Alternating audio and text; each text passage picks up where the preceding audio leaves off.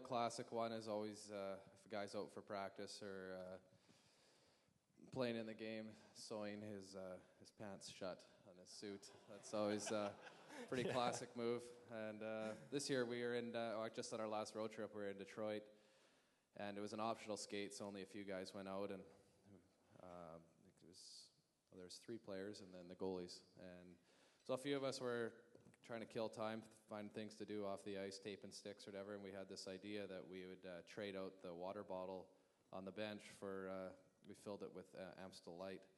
And so we strategically placed it, so it'd be we had the Gatorade, and then we just put the one bottle and we hit all the ones with the water in it kind of underneath, so whoever went up to it first would get a nice swig of beer first thing in the morning. And I think Alex Salzer was the one that got it, but being the German that he is and loving beer, I think he took a swig. He probably didn't even notice. Yeah, kept it going.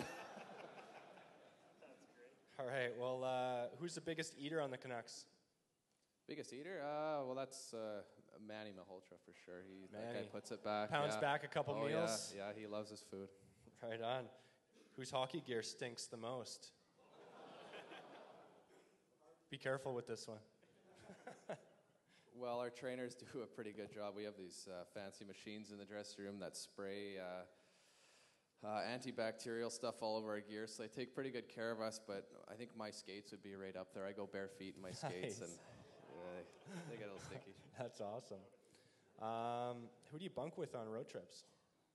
I've been rooming with Alex Edler for the last couple of years, and so he's been a great roommate. And no shaving cream on your pillow or anything like that? No, you can't be doing practical jokes on your roommates because you spent so much time with them on the road. It's got to be something that works out well.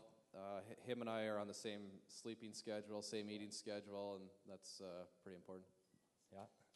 Good. Well, let's listen. You grew up in a small town, Smithers, in northern BC, 5,500 people. For most of us, we've grown up in bigger cities. So share with us a little bit what it was like growing up in Smithers. Yeah, it was a great place to grow up. Even though it's quite a bit smaller, maybe not all the opportunities that a city would offer, I really enjoyed it. I enjoy the outdoors a lot. Spend a lot of time in the mountains now with hiking or camping, but when I was younger, I just remember building tree forts everywhere, building bridges over creeks, and just spending time out there and playing a lot of road hockey. And let's hear that. Yeah, so I loved growing up there. I was surprised that I ever made it out of Smithers playing hockey. It was a single A organization at that time, but that worked out. And but it's a place that I still love going back to in the summer. We have a house there, and we built it about 10 years ago, and just love going back there to see everybody. I will say, too, for people out in the crowd, if you don't know, Dan was featured on Heart of a Canuck, which is on their website, I believe, and it shows a lot of videos of you up in Smithers, ATV and that kind of stuff. So check it out. It's quite a good half an hour watch. All right. Share a little bit about what it's like being away from your family at a young age. I left home at I was 15 when I left. I got listed by the Prince George Cougars of the WHL and went to training camp at 15. Never really expected to make it, but ended up making it, and kind of a surprise for me and my family. But it was a tough. I think it was harder on my mom than anybody. She had a tough time dropping me off at my billet's house that first night. A typical mother. Yeah. I mean, my dad was more concerned about the hockey and just so proud that he didn't care. But my mom was more.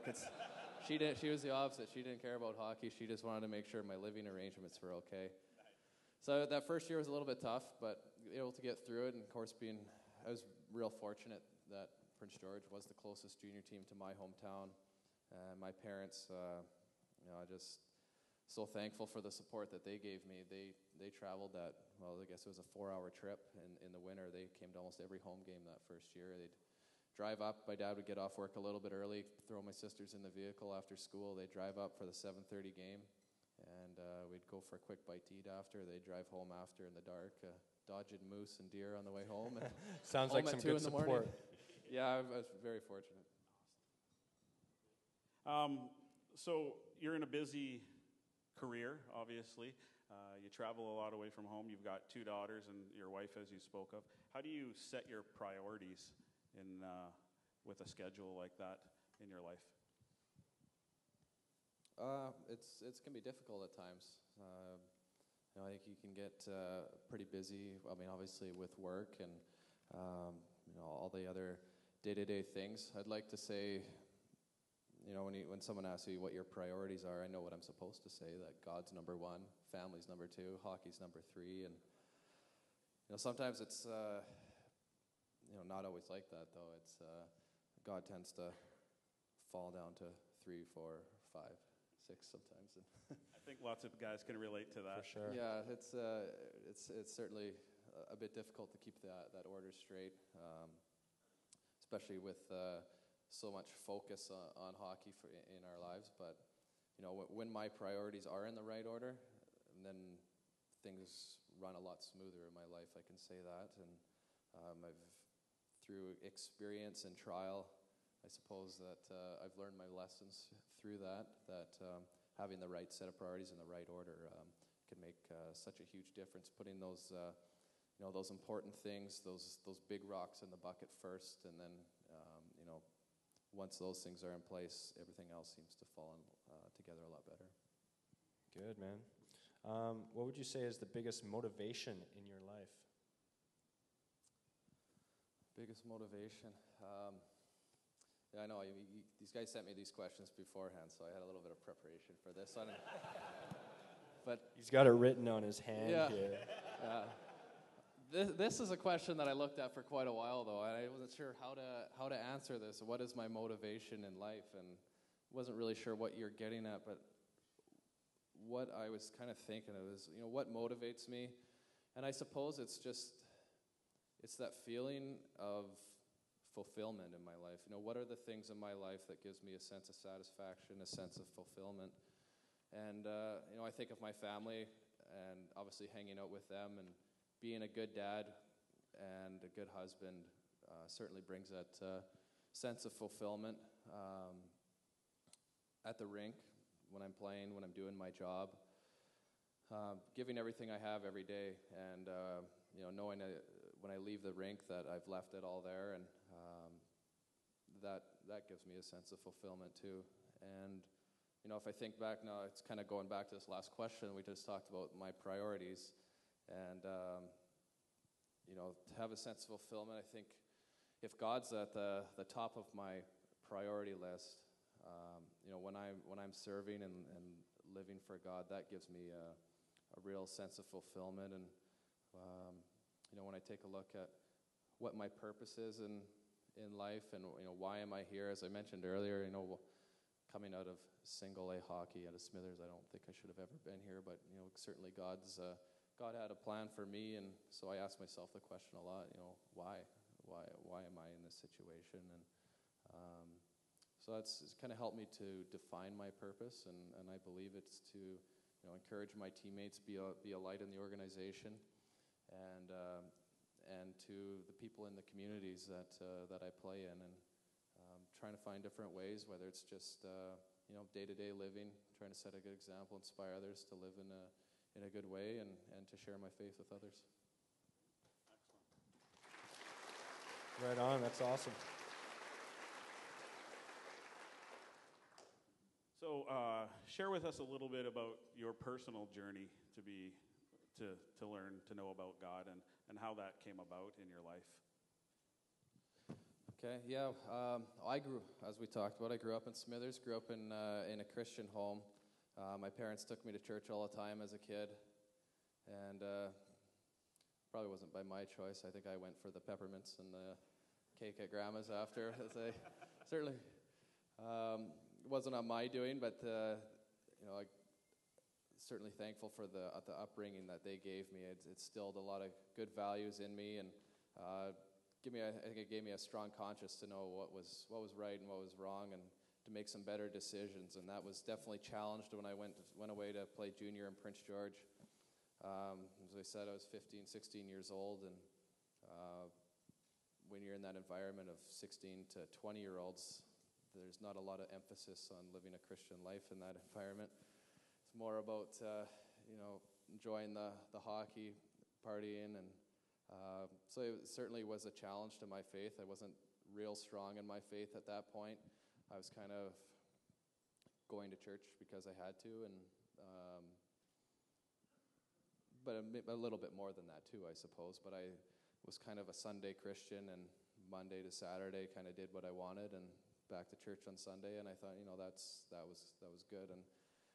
But it was some tough years there in junior for my faith. Not always making the right decisions, and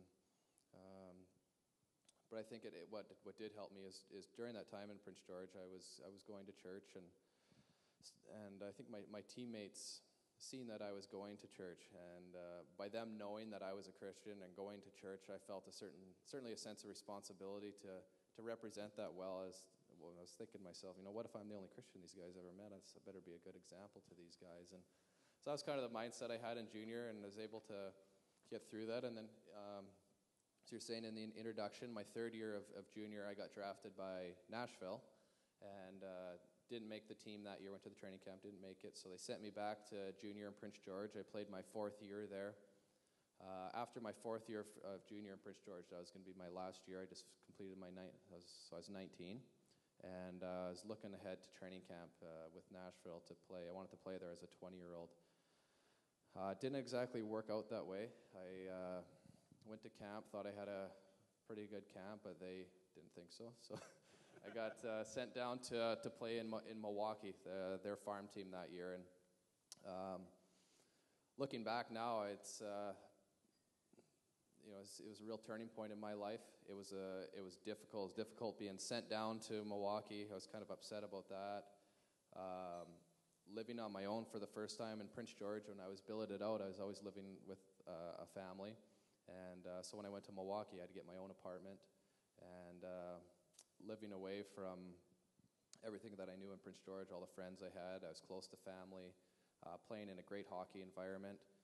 And, I guess I was dating my future wife at that time too, so being away from her was difficult, and so kind of all these things added up. It was a tough time off the ice, a huge adjustment period for me, and on the ice, I had an okay season, but it was probably one of my least favorite seasons of hockey in my life, and it was a tough year, and but it's amazing what kind of happens in those difficult times. We had a great chapel program on that team, and the chaplain there, it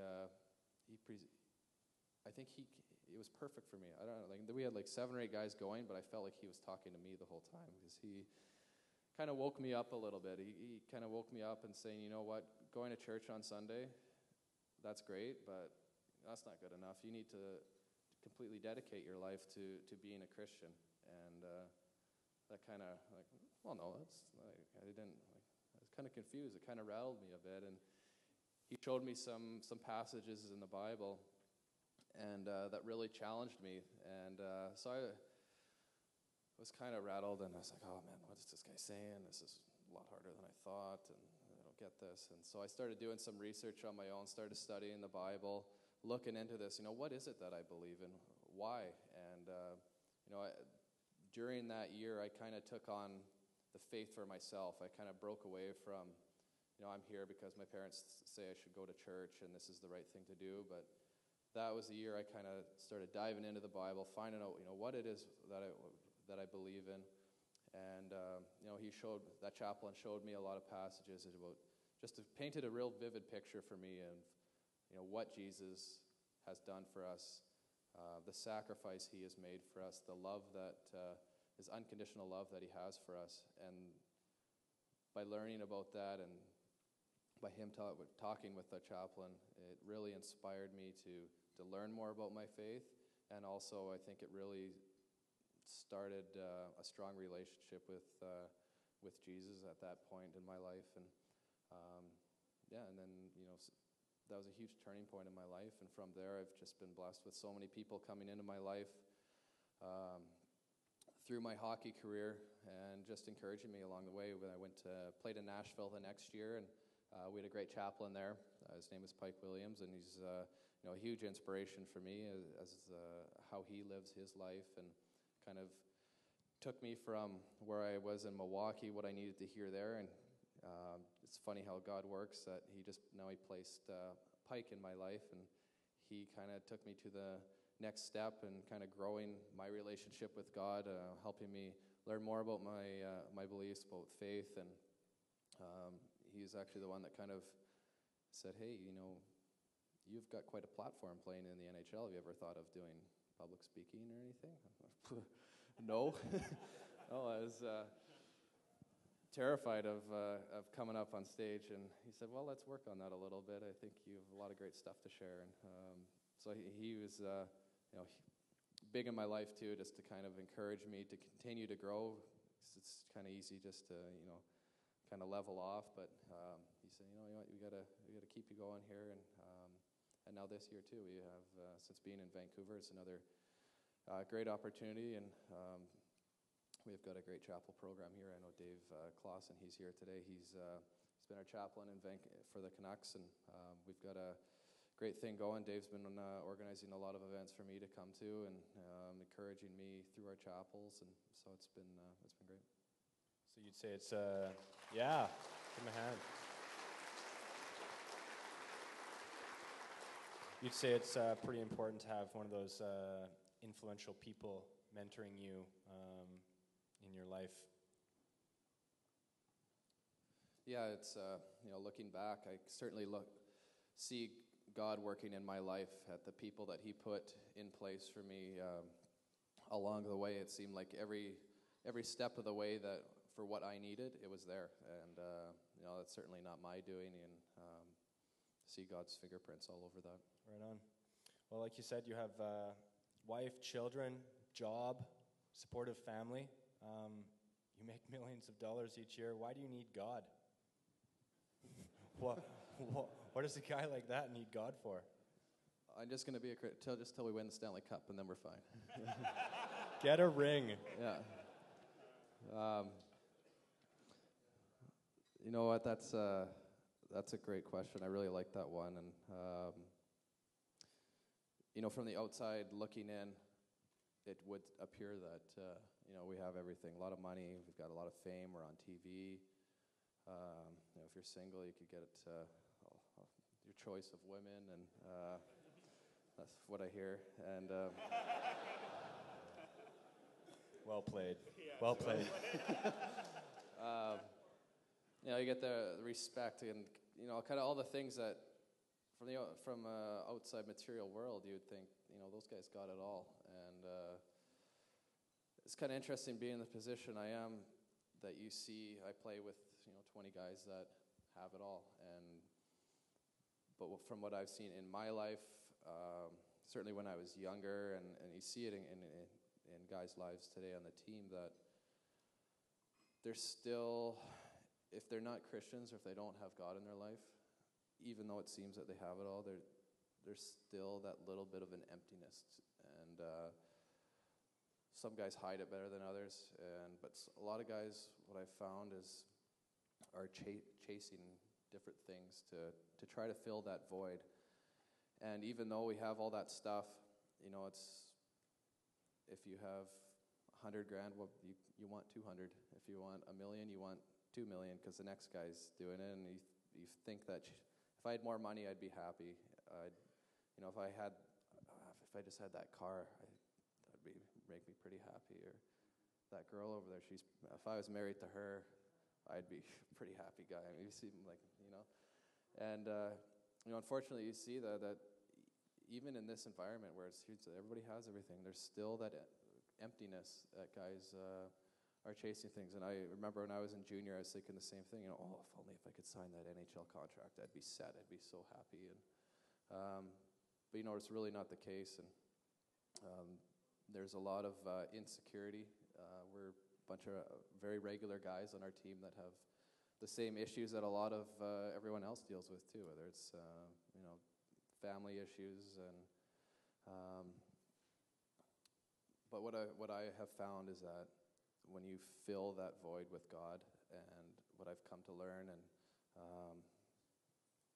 it gives you a real sense of peace. And I can say in my life I've really had that. Just having that relationship with God, I feel I'm so at ease. Whether dealing with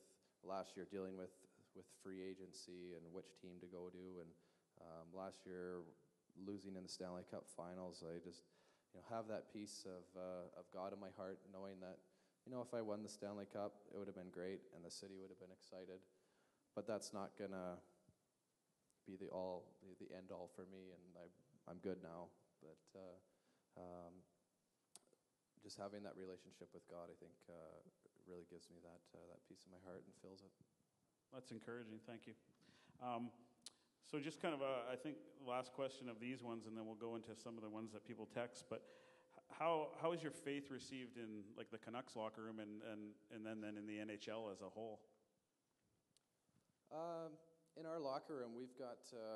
I've been very fortunate in my career that the teams I've played on, all the guys we had in Nashville, guys on this team have been very respectful of the chapel programs that we have. The coaches and general managers have been open to that. I mean, there's some teams out there that coaches or GMs will just say, no, this is not part of our team. And so I've been very fortunate that both organizations have been welcoming to that. And the players too. There's I think both in every year I've played, we've always had anywhere from 2 to 5, 6, 7 guys coming to chapel. But even aside from those guys, when they see you leaving the chapel room, a lot of guys are kind of interested in, so, what did you guys talk about today? Why do you come? No, not coming. Okay. But they always tend to be quite interested. I think they kind of wonder if there is more out there, kind of what I was alluding to in the last answer. And I think, this year you hear stuff. I mean, you hear what guys say with what Tim Tebow was doing this year. I mean, a very public display of faith, and it's not something you see every day. So there were some pretty funny comments made in the dressing room about him, but that's understandable. And when they seen I was listening, they got a little embarrassed. They said it, but that's fine too.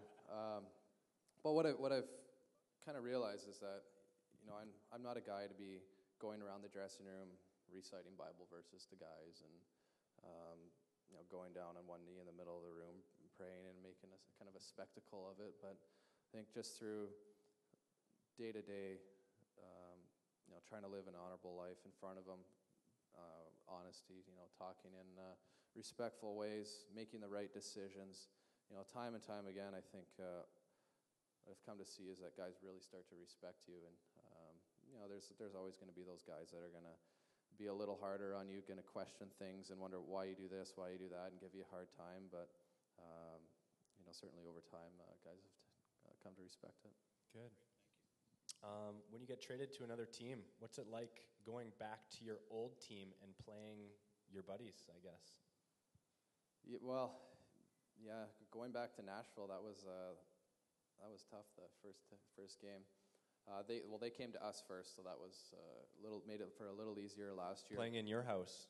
Yes.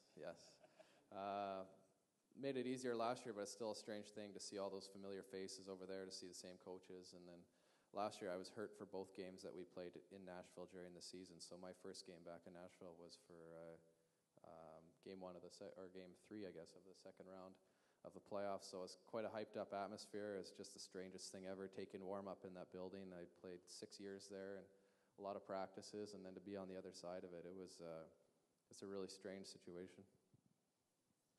One of the questions, I didn't read the whole thing, but I saw it early, and it said, when are you bringing Shea Weber over to the Vancouver Canucks?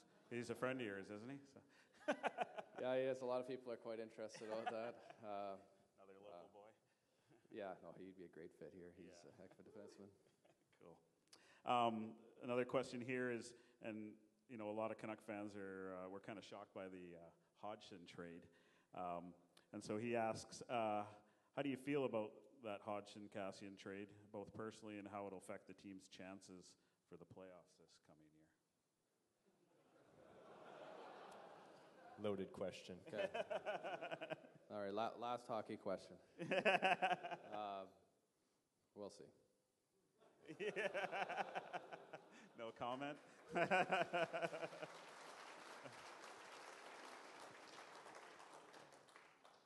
Well, I liked how Cassian played, so he looks like a good young guy. No, I think he'll be great for us. Yeah.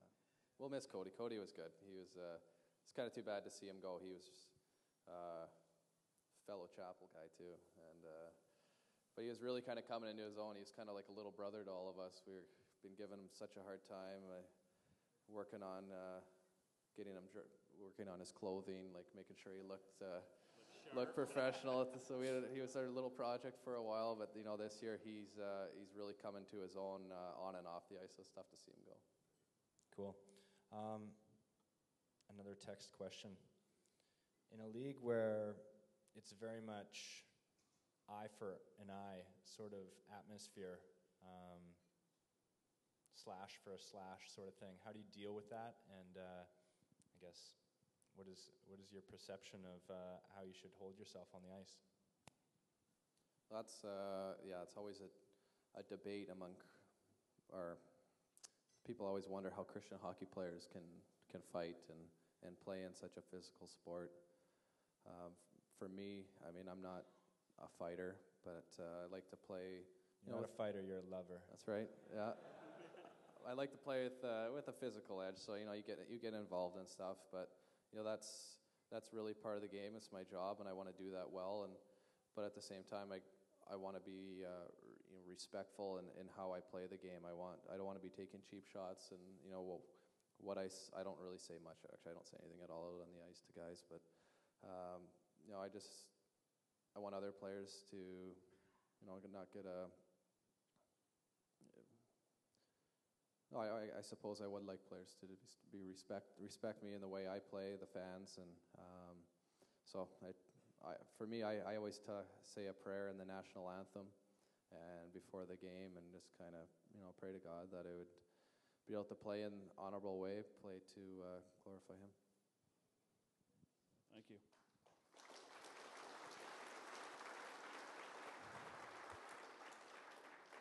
I think this is a really good question, especially for a group of guys here. And somebody asked, can you tell us how you met your wife and how you keep a strong marriage in a difficult world of where marriages are falling apart?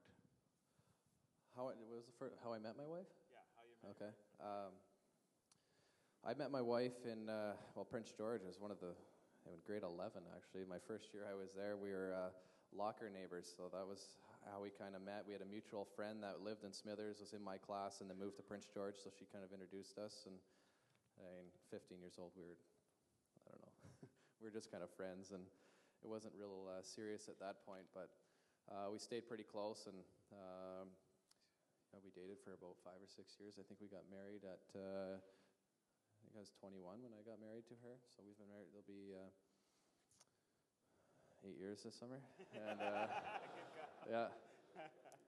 But marriage is a tough one. It's hard. It's a lot of maintenance, making sure that things are going well. Need to be constantly kind of assessing, I think, how things are going, because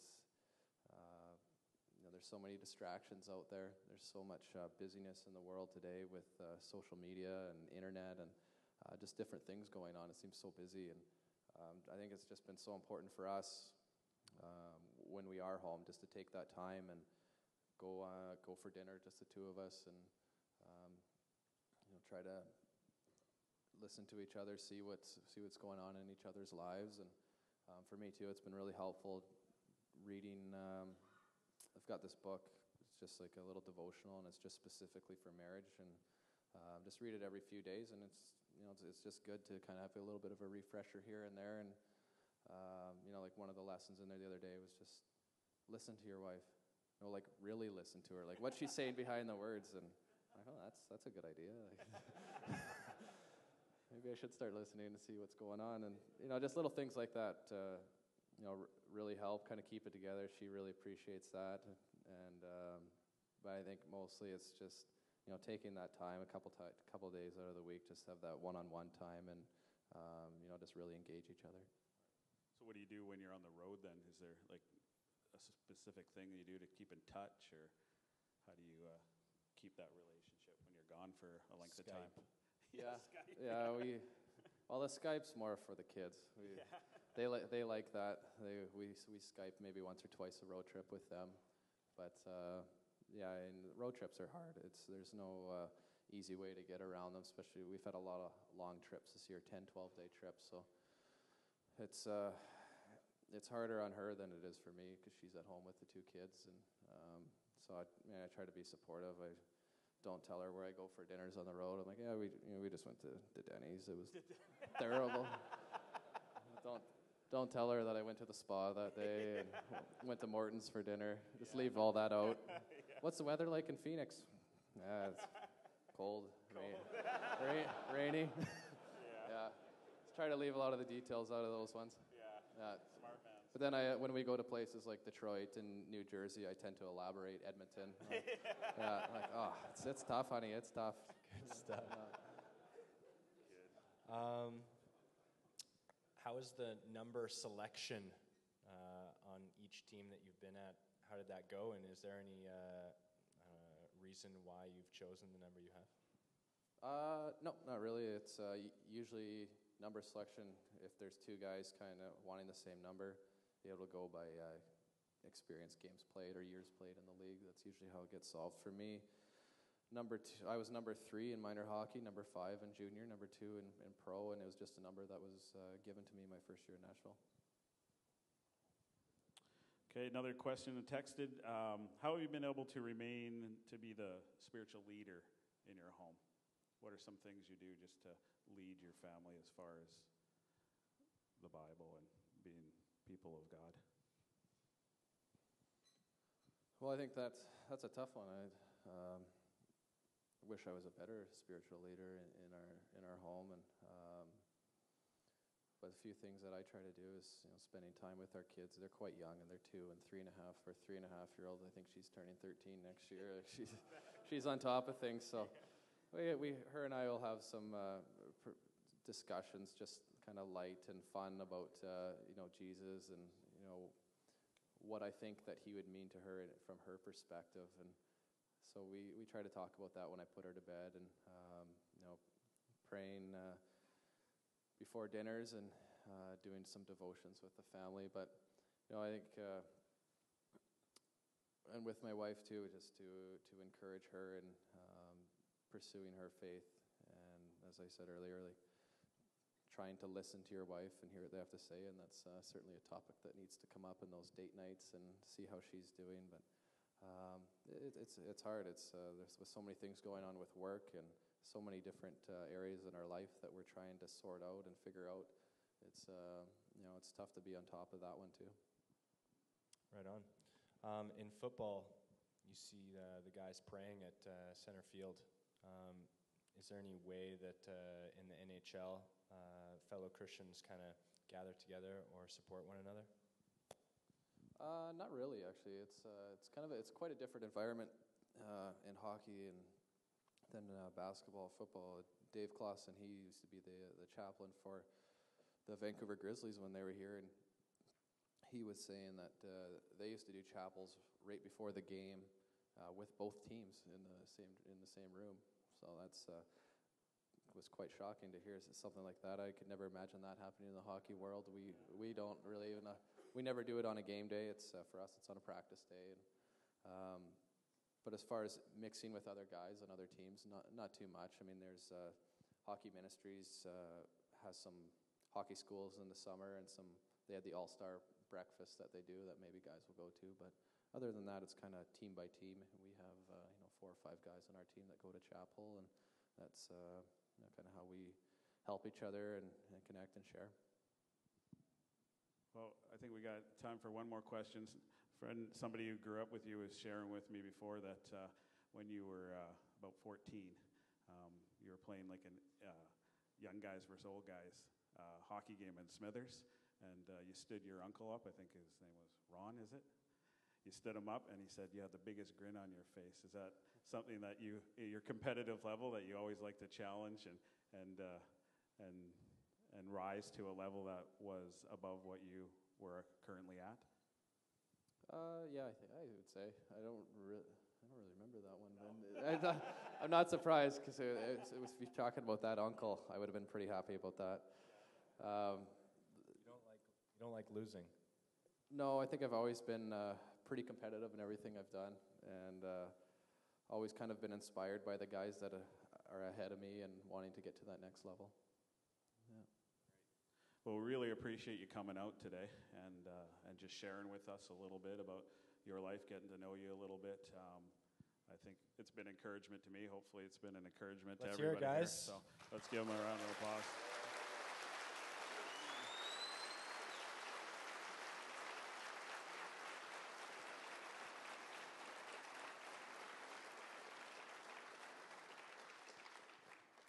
And I think it's always good, even though it's tough to be a role model, I think sometimes it's good that we have one. And so it's been great to have you here and just to hear about your life.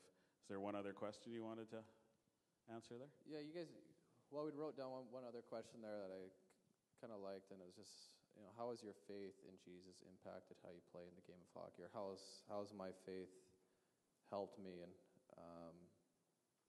one of my favorite verses that I like is Jeremiah 29:11, and it's just for God works for the good of those that love Him, and that verse really sticks with me. It means a lot to me, and not just that if I love God, good things are going to happen to me, but it really gives me a sense of confidence, a sense of peace, knowing that God is in control, whether it's in difficult times or in good times. And I've seen through experiences in my life, in my journey, where in those difficult times, sometimes that's where God does His best work. And one of the examples I had in my life was when I was 15. I was playing hockey and broke my leg trying to hit a guy.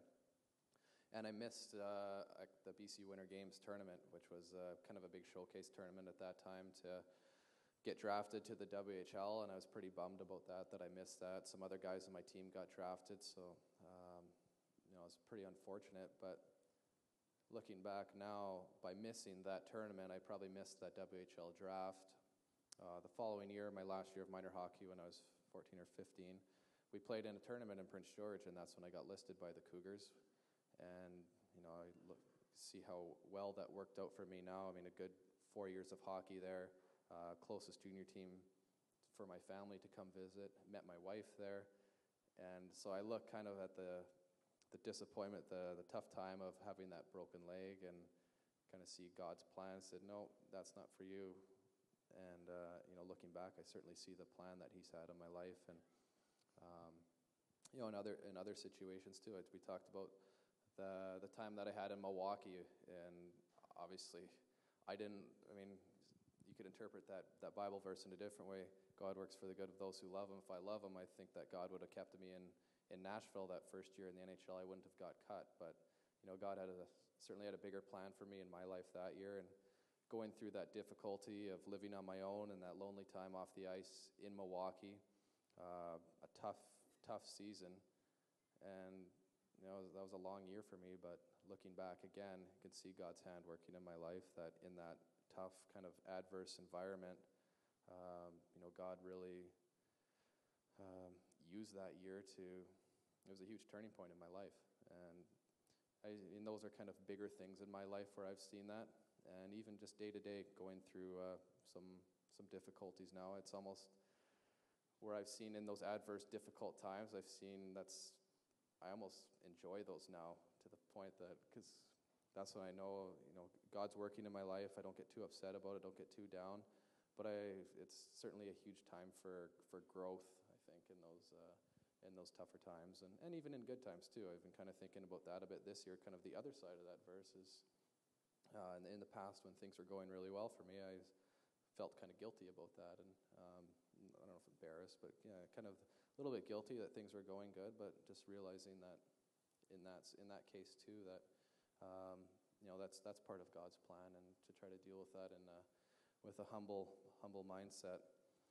So I mean, I guess, how has Jesus helped me in hockey? How has my faith helped me in hockey? And I think it really helps me kind of keep more of an even keel, and just knowing that there's a bigger picture out there, and having that peace, knowing that God is in control of my life, whether it's last year dealing with 2 concussions and a bruised foot, and then getting hurt in the Stanley Cup Finals. That could really crush a guy, but I was crushed. I was pretty upset that I didn't get a play at the end there, but got over it pretty quickly, knowing that God is in control. And certainly that verse, and for my life, really helps me.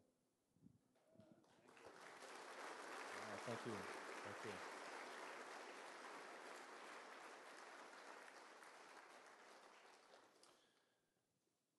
All right. Well, as you can see here, we have 2 jerseys on stage. We're going to raffle those off now. I put my iPhone number randomizer to work. And so get your tickets out. And Dan would be so kind as to sign the jerseys. Awesome. Okay, so everyone's tickets are out. First jersey. Come on up to stage. Going to get a picture with Dan. Is number 112. 112.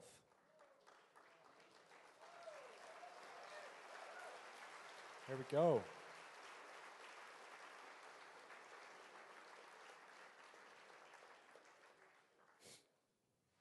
Awesome. Tickets still out. Second jersey. Pitcher, come get a picture. Put it on, put it on, put it on. Put it on. Put the jersey on, put the jersey on. All right. Second ticket. 331. 331. There we go. Got a winner. Close it up.